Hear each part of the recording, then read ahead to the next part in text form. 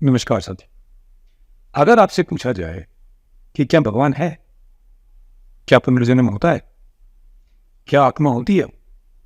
तो आप क्या कहेंगे? क्या तो होती है या नहीं होती? आपसे पूछा जाए भगवान होता है, आप कहेंगे होता है या नहीं होता है।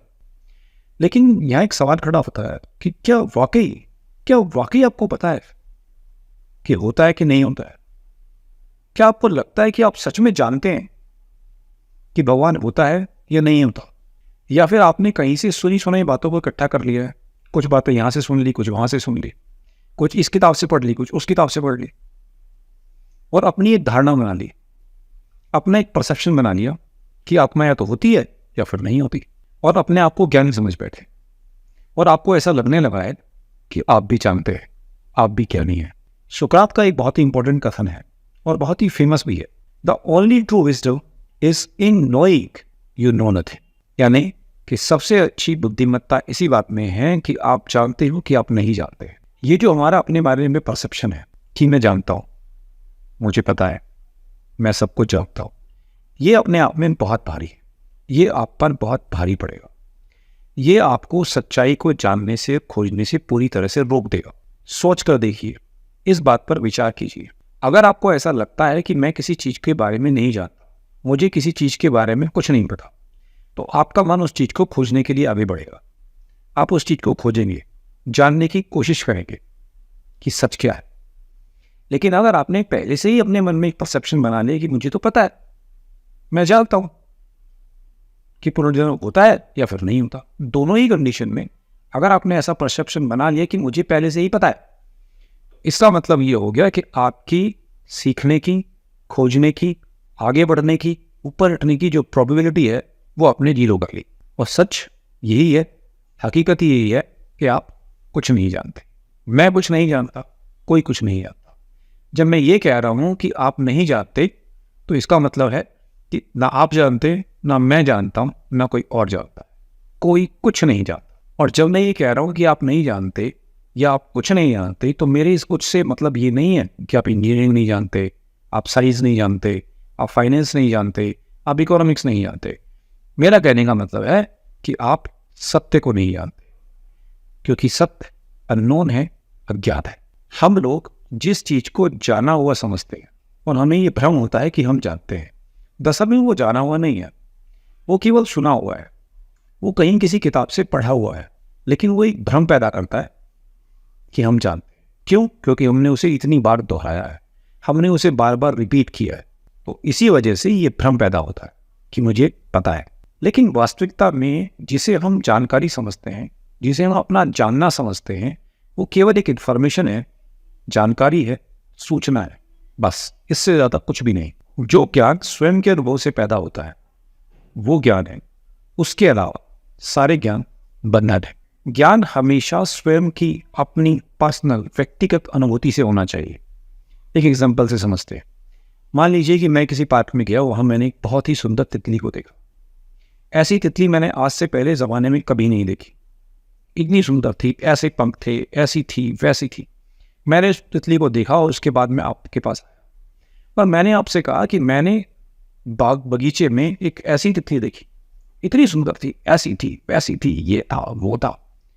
अब उस तितली को जो देखने का जो अनुभव था वो मेरा था, मेरा व्यक्तिगत था।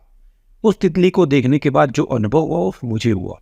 मैं उस चीज को कितना भी एक्सप्लेन कर लूं, उस तितली के सौंदर्य का कितना भी वर्णन कर लो, आप कभी भी उस एहसास तक नहीं पहुंच सकते, उस फीलिंग तक नहीं पहुंच सकते, उस अनुभव तक नहीं पहुंच सकते जो मैंने अनुभव किया। आप केवल उस चीज को सुन सकते हैं, उसे एक जानकारी के रूप में इकट्ठा कर सकते हैं। और फिर क्या होगा?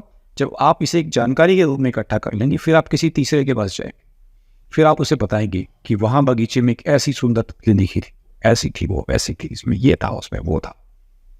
ये क्या है? ये आपका व्यक्तिगत अनुभव नहीं है। आपको तो उस तितली के बारे में कुछ भी नहीं पता। आपने जो भी बताया या जो भी दूसरों को बता रहे हैं, वो केवल सुनी सुनाई पाते हैं, इसके अलावा कुछ भी। ज्ञान ऐसा ही है। सत्य के संबंध में जितना भी ज्ञान है वो ऐसा ही है, सिर्फ सुना सुनाया है, व्यक्तिगत अनुभव कुछ भी नहीं है। ऐसा जो ज्ञान है वो एक तरह का भार है, एक तरह का भारी पत्थर है जो हमने अपने ऊपर रख लिया है। जो सत्य की राह पर आपकी खोज को रोक देता है। आपने अगर अपने जीवन में एक बार इस बात पर विश्वास कर लिया कि आत्मा है या नहीं है, तो दोनों ही स्थितियों में आपकी खोज खत्म। खोज कब होती है?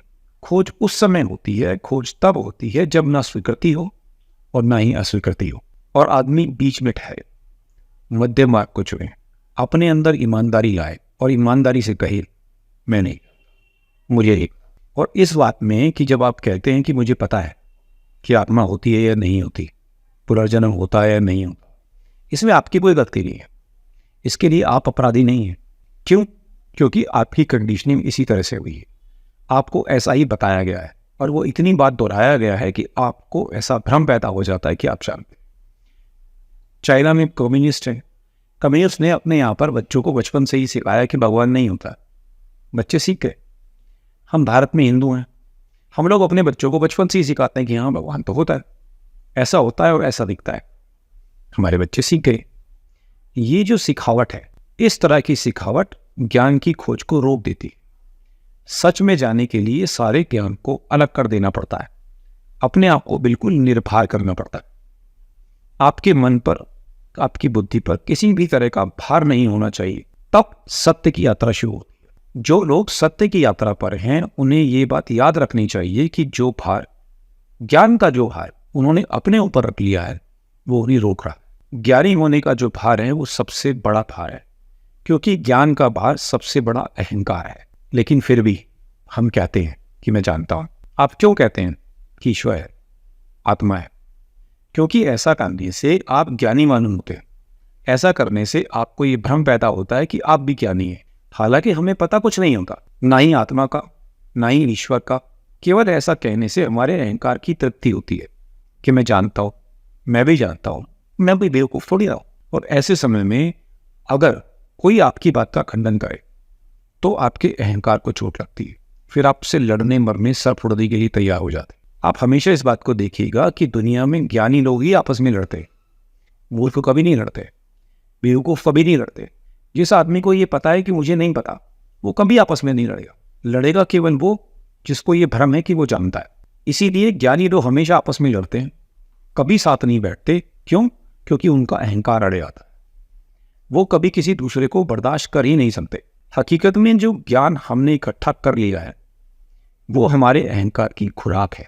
और एक बार जो व्यक्ति इस बात को जान लेता है कि मैं नहीं जानता हूँ, वो पूरी तरह से निर्भर हो जाता है, और निर्भर होते ही उसकी ऊपर की तरफ यात्रा शुरू हो जाती है। और जिसकी ऊपर की यात्रा एक बार शुरू हो जाती है, वो अद्भुत सरलता को उपलब्ध हो जाता है, उसमें बोध पैदा हो जाता है। और जैसे ही उसे इस बात का एहसास होता है कि मैं ज्ञानी हूँ, मैं नहीं जानता हूँ, उसके सारे झगड़े, सारे कलेश विलीन हो जाते हैं। इस संसार में कोई गीता पढ़ रहा है, कोई कुरान पढ़ रहा है, सब चीज़ें अहंकार बढ़ती चली जा रही हैं। ऐसे में सत्य के आने की संभावना बेहद कम हो जाती है। एक बात हमेशा याद रखिएगा कि जो ज्ञान का अहंकार है वो बहुत भारी होता है। इसलिए कंक्लूजन यही है कि छोड़े इस अहंकार कि मैं जानता हूँ, मैं ये जानता हूँ, मैं वो जानता हूँ, मैं सब कुछ जानता हूँ। जिस दिन आप इस बात को छोड़ देंगे, उस दिन ही आपकी ऊपर की यात्रा शुरू हो जाएगी और आप नोटिस करेंगे, आप इस बात को देख पाएंगे कि आप में लगातार इंप्रूवमेंट होना शुरू हो गया है। और जिस वक्त हम अपने मन में ये धारणा बना लेते हैं कि मैं जानता हूँ, हमारी इंप्रूवमेंट के सारे रास्ते खुद ब खुद बंद हो जाते हैं। एक कहावत आपने सुनी होगी, a little knowledge is a danger thing. हालांकि इस कहावत का यहाँ से कोई लेना देना है नहीं, लेकिन ये कहावत भी इसी बात की तरफ इशारा करती है। उम्मीद करता हूँ कि मैं आपको अपनी बात समझाने में सफल हुआ हूँ। अगर आपको ये वीडियो पसंद आए तो इसे लाइक, शेयर और सब्सक्राइब जरूर करें। धन्यवाद।